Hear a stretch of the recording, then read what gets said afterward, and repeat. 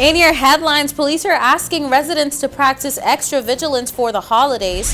An insight into the office of the Premier's annual Christmas party tour and a breakdown of the grants for the cruise tourism sector.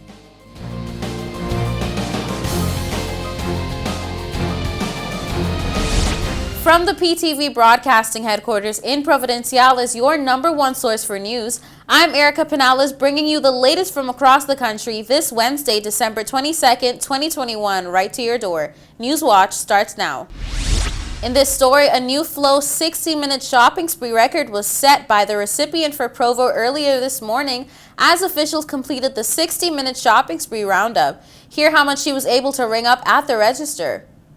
Jessica Higgs is the new record breaker, taking home a whopping $2,300 worth of grocery, $300 more than yesterday's Veronica Williams over in Grand Turk, both with a similar strategy of jetting off straight for the meat and produce section. And surely they share similar motives, which is, of course, ditching the high prices, at least while supplies last. Both 2021 Flow IGA 1-minute shopping spree winners in Grand Turk and Providenciales over the last 2 days broke both 2020 records. Our Grand Turk winner set a new record for Grand Turk with a total of $2,035 in winnings yesterday in Grand Turk, and today the bar was set even higher with our Provo winner, who topped that with a total of more than $2,300 in winnings this Christmas, which she promises to, of course, donate to some families during this Christmas season, but as well to enjoy most of it with her family as well. It seems both Higgs and Williams were in the gifting spirit this year, as both recipients sought out to be a blessing to others with their earnings by donating to friends and family. Marketing manager for Flow, Darren Hilaire, says already he cannot wait for next year's competition. We want to challenge next year's winners to get ready, whoever they are. And at this time, we also want to wish our customers a very Merry Christmas, and we look forward to doing this with you next year. Customer appreciation continues with free photos with Santa and the Grinch, local authors, giveaways, live music, and entertainment at the company's main office on Leeward Highway.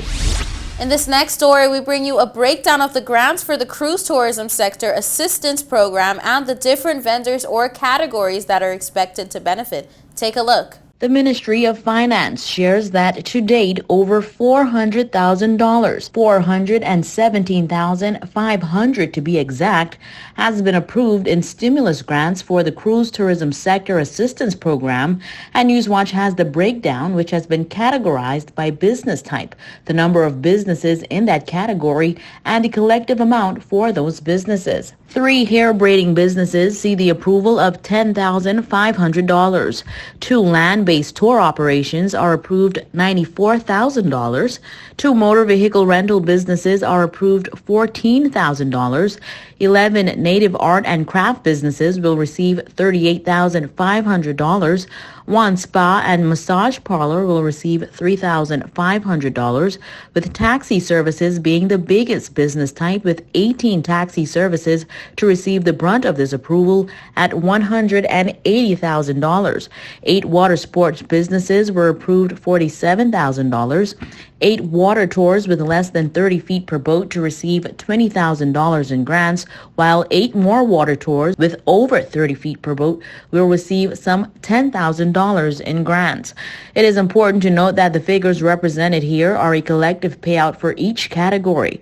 Government, as you may know, has also provided assistance for those businesses that did not qualify for the grant due to pending business license payments by waiving over $20,000 in business license penalties. Islanders just welcomed their first cruise back to the nation's capital since the no-sail order was implemented back in 2020, and these grants will give residents on the island a good push at getting business back up and running, and the GT Cruise Center a big boost with services, excursions, and fun things for visitors to be a part of.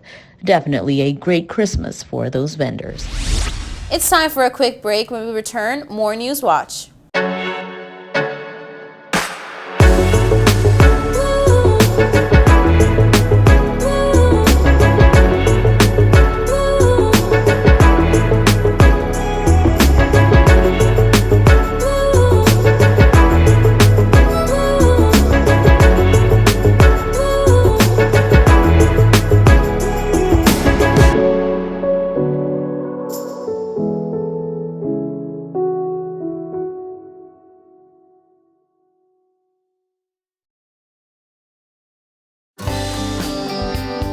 This is a reminder that all PTV service accounts are due on the first day of each month.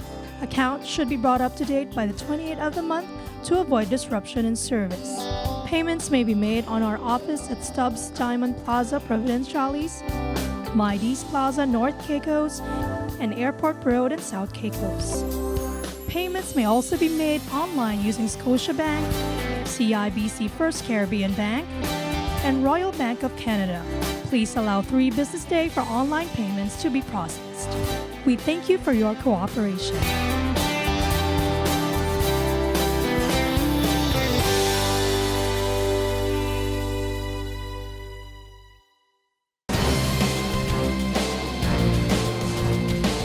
Welcome back to Newswatch. The Office of the Premier brought the island-wide Christmas party tour over to Providenciales last night for the final night of festivities. Take a look. After a full week of festivities in our sister islands, Providenciales was finally the host island for the end of the Premier Honorable Charles Washington Mizik's Office of the Premier annual Christmas party tour. The tour began in Grand Turk on December 13th at the Premier's residence, then followed up in Salt Key at Beans Dock on the 14th. Shortly after, the tour proceeded to the fishing capital, South Caicos, where the event was held at the sports complex. Middle Caicos wasn't left behind as the festivities picked up at Horse Stable Beach on the 20th, and last night, Providenciales was the final island destination. In attendance at the Christmas party last night were members of the House and of the community of Providenciales, adults and children alike. The event was illuminated by the lights being emitted from the stage, where we were entertained by local bands, singers, and DJs all night long. There were lots of positive feedback from the community and supporters of the party, who felt satisfied with the outcome of the event and of the treats that were being offered to everyone who was in attendance. Police are asking residents to practice extra vigilance as we celebrate the holidays. Statistics show an increase in crime around this time every year. 'Tis the season for giving and the season for partying too. And while there's nothing wrong with having a little holiday fun, law enforcement also wants you to stay safe.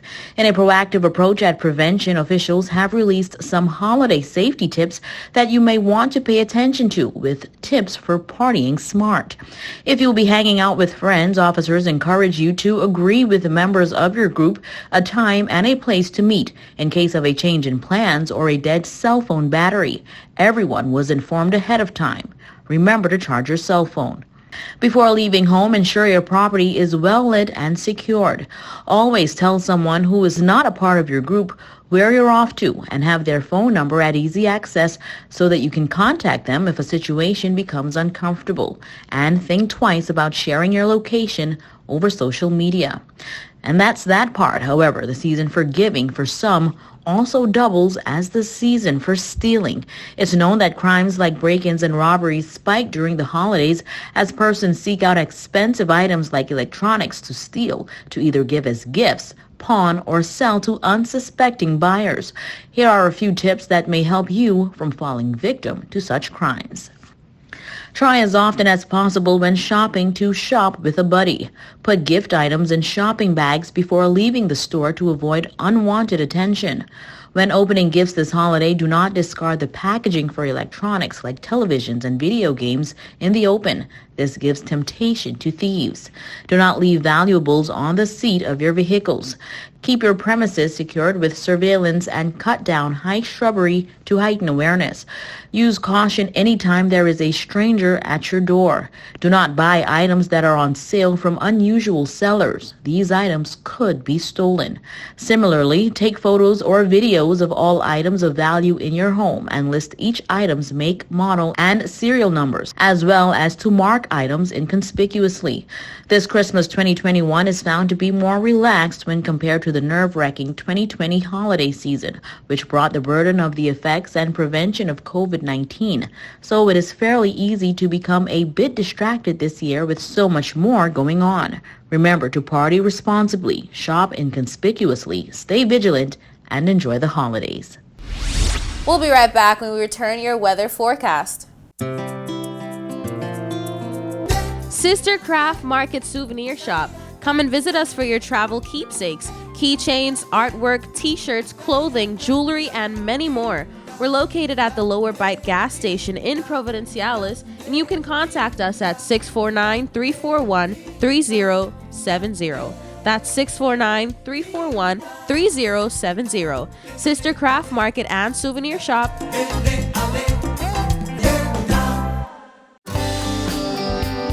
This is a reminder that all PTV service accounts are due on the first day of each month. Accounts should be brought up to date by the 28th of the month to avoid disruption in service. Payments may be made on our office at Stubbs Diamond Plaza, Providenciales, Mides Plaza, North Caicos, and Airport Road in South Caicos. Payments may also be made online using Scotiabank, CIBC First Caribbean Bank, and Royal Bank of Canada. Please allow 3 business days for online payments to be processed. We thank you for your cooperation.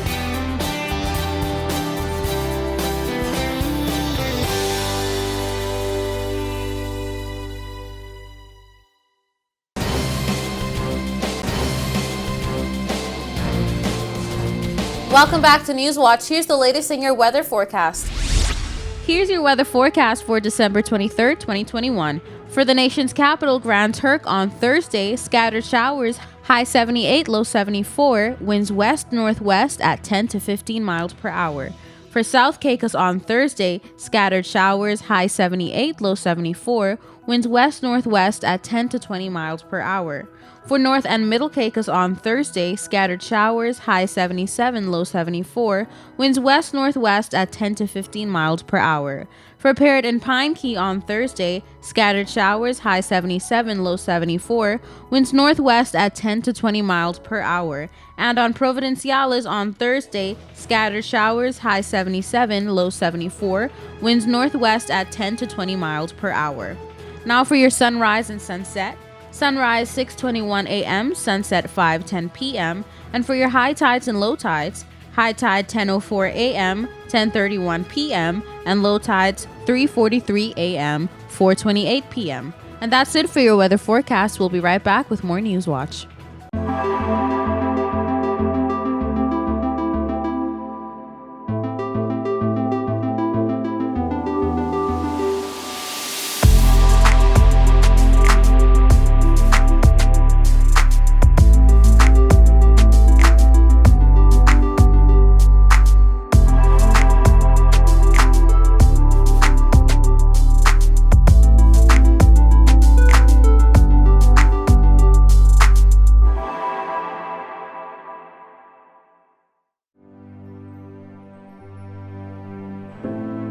Here at People's Television, we're more than just your leading news and entertainment services.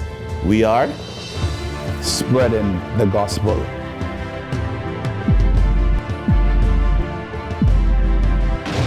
We are breaking barriers. We are preserving the culture. Each one, teach one. We are committed to excellence.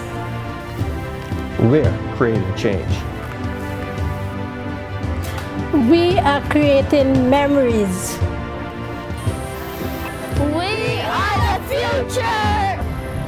I am PTV. I am PTV. I am PTV. I am PTV. We are PTV. We are PTV. We are continuing the legacy. We are PTV.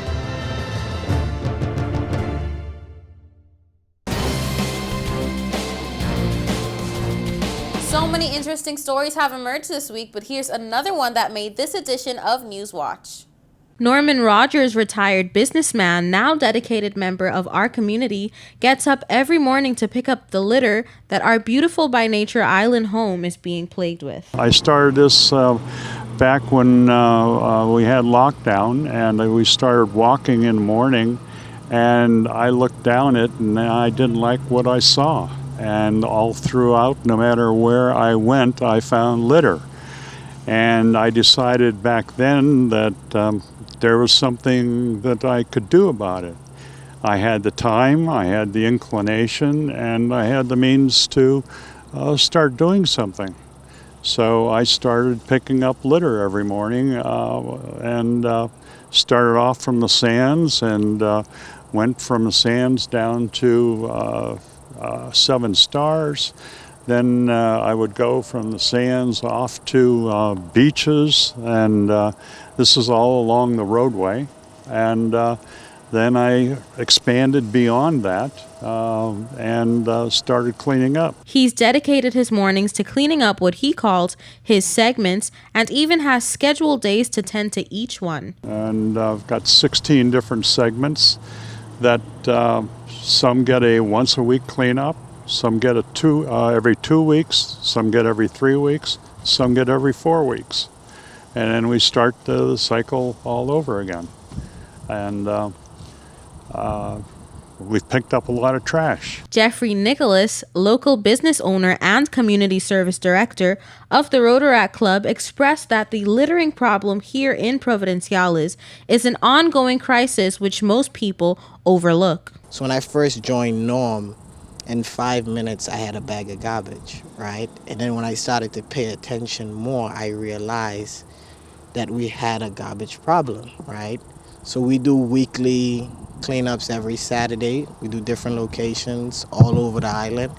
And we've also done cleanups on different islands. We've done cleanups in North Caicos, Grand Turk, and my good friend Lewis has done a cleanup in South Caicos also. And everywhere has the same issue, right? And we're in the 21st century, where a majority of the world is focused on recycling. And we're still focused on not littering, right? And when you come to an area like this, where there's a school behind us, and you have students, right? So when they walk out of school, they see garbage. And it slowly gets into the subconscious that this is okay, because kids are very visual. And we don't want to communicate that message, right? Rogers stated that he's been cleaning up litter since 2006 on an uninhabited key because, quote, it was getting in my picture taking, end quote. The littering problem in the TCI continues. I started picking up back in 2006 on, believe it or not, Fort George Key, which is an uninhabited island. And I'd take the boat out there and start picking up trash because the trash was getting in the way of my picture taking. So I started picking it up then. But after, even though while we had lockdown, I would occasionally somebody would stop me and say, "Can I help you?" Norman expressed that even though there are other persons who do what he does, and even though there are things put in place for garbage collection, there's still so much more we could do to make a difference. The thing is, we need to educate people not to throw their trash out the window. And being here at the elementary school, we need to start with the kids. It should be part of the curriculum of the children to not litter. We also need to get the Hotel Association behind us, because the Hotel Association, or hotels, are the biggest employers on the island, and they need to teach their employees not to litter. Rogers informed us about the recycling center's lack of being able to do anything with glass, sharing how it doesn't get sorted and can develop into a bigger problem over time. At the present time, at the recycling center, they can do aluminum and cardboard and plastic, but they can't do anything with glass. We have, glass is a lot of what we end up picking up. But again, it doesn't get even to the recycling center. Nicholas gave an alternative way of using glass and how we can even possibly implement it here in the TCI. We have to sort of push for recycling and expand it a bit. Glass bottle can be turned into jewelry. It can be turned into sand to help make roads, which is better than the natural sand we have, because that, from what I've heard, holds up the water way better than the natural sand, right? But why aren't we investing in those things? Norman explained that most of the construction taking place on island could implement the alternative idea, which would be a great way to recycle. The crushed glass could be put right back into the road. Right now they're paving the Jericho Baptist Church parking lot over there. there could be crushed glass in that the tarmac that they're putting down. All the building that's going on, there's lots and lots of buildings. There's a huge project going over at the shipyard, at the end of Long Bay Hills, South Bank. There's cement trucks arriving there all the time, and they're building a lot. They can be going into cement blocks. We use a lot of cement blocks here to build things. And you won't notice a green bottle or some green crushed glass in a cement block because it gets covered up anyhow with a coating. So you don't see it.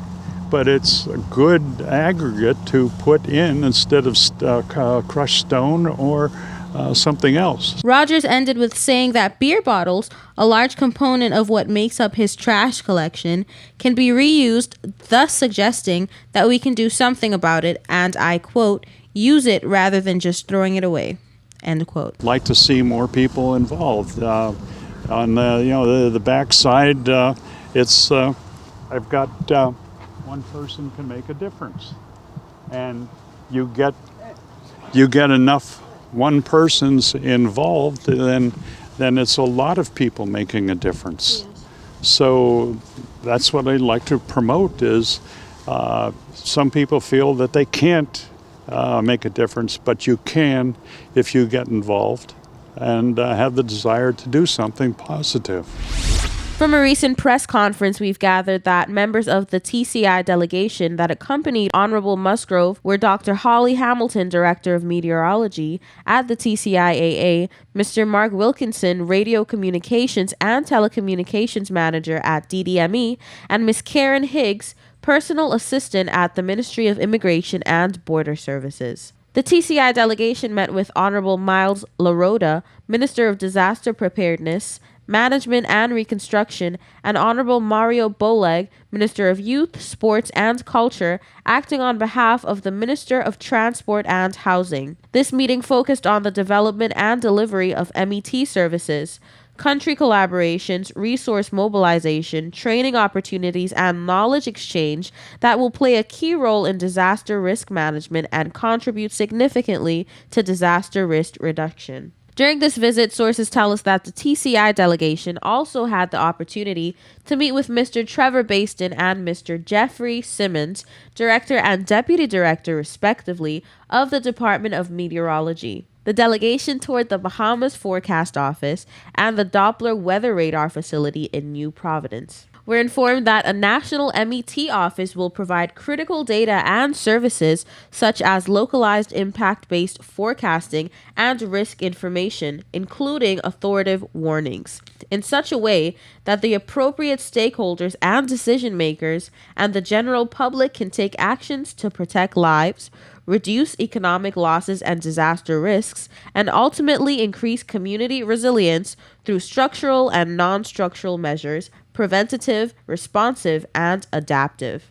Honorable Arlington Musgrove, commenting on the visit, said, to deal with fundamental issues such as population safety and security, water and food security, economic growth and sustainable development, enhancing resilience to disasters and climate change, we have to develop and implement effective policies and strategies that take into consideration the challenges of climate variability and change and promote fundamental tenets of societal and environmental governance.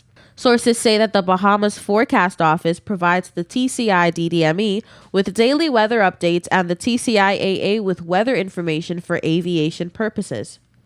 They say that as they continue to build capacities in various sectors, visiting the Bahamas Forecast Office, they were provided with a closer look at the support and partnership that they share on a daily basis, along with information and future planning of the development of these critical entities, such as DDME and TCIAA Meteorological Office.